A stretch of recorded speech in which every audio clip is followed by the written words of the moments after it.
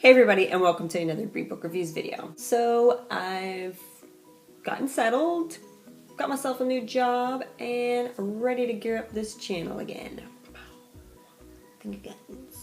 So I'm just gonna jump right into what the video is about, because if I rant, which I probably will rant and ramble throughout this video, it's gonna be really long. So just a couple of updates for you guys. I probably won't be showing many physical books because my current living situation only allows me to really read mostly ebooks. So from now on, it's ebooks for me until I get settled into my own place and I can start collecting books yet again. Right now, my entire collection is in the garage and it makes me sad to think about it, so I just try not to think about it. So in January I read a total of 5 books, and in February I read a total of 5 books. Pretty proud of myself, must say. Pat myself on the shoulder there. The first book that I finished in January was Warbreaker by Sanderson. This is a book that I had been reading for 5 months straight, and I just put it down, and I finally picked it back up at the end of December and finished it in January.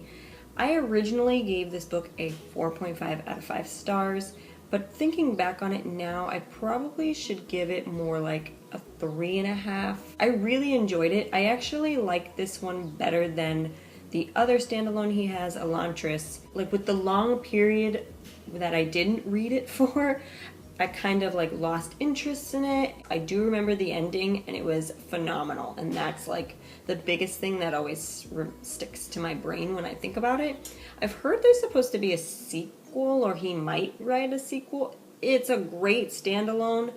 I could see where it would go if he were to continue that book though, and do a second book. Then I have a physical book here actually, and that is The Cruel Prince by Holly Black.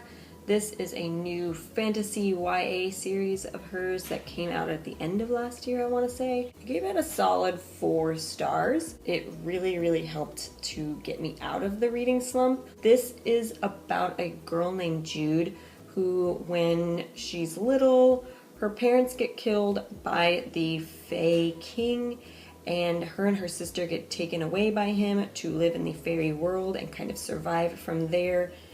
Other chaos ensues.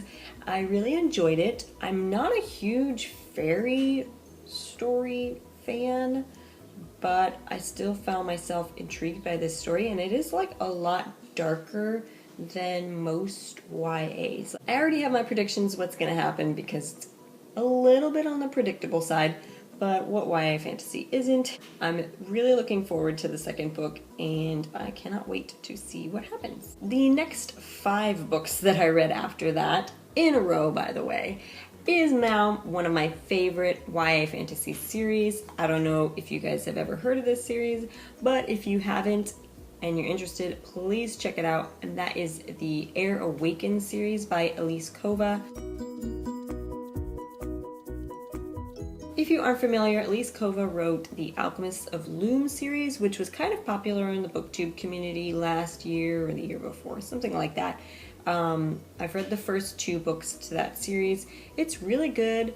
I really enjoyed it, but this other series of hers I think came first on this Awakens series. It's just so amazing. I loved it so much.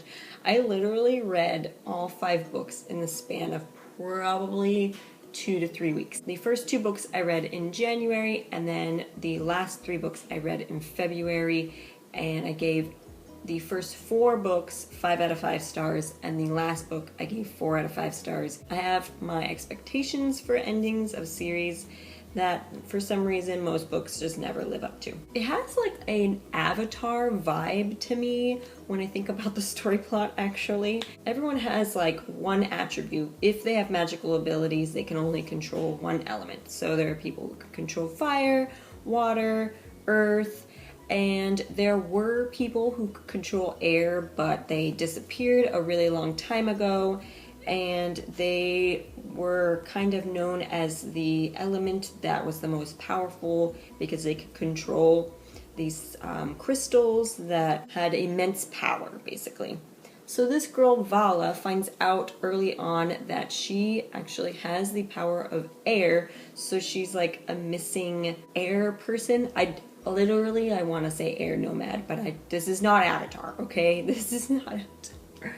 I promise you. But it is so freaking amazing. She finds out that she has air abilities, and she gets trained, and she falls in love, and there's this big war, and it's just so amazing. You guys have to check it out. It's been a little while since a book has kept me up really super late reading, and this series definitely did. So if that's something you're super interested in, please check it out. So after that, I really wanted something lighthearted, and I was actually in the mood for a romance, which doesn't happen often.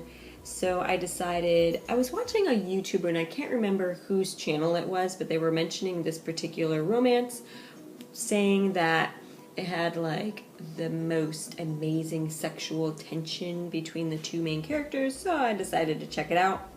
And that is The Hating Game by Sally Thorne. And I ended up giving this book a 3.5 out of 5 stars.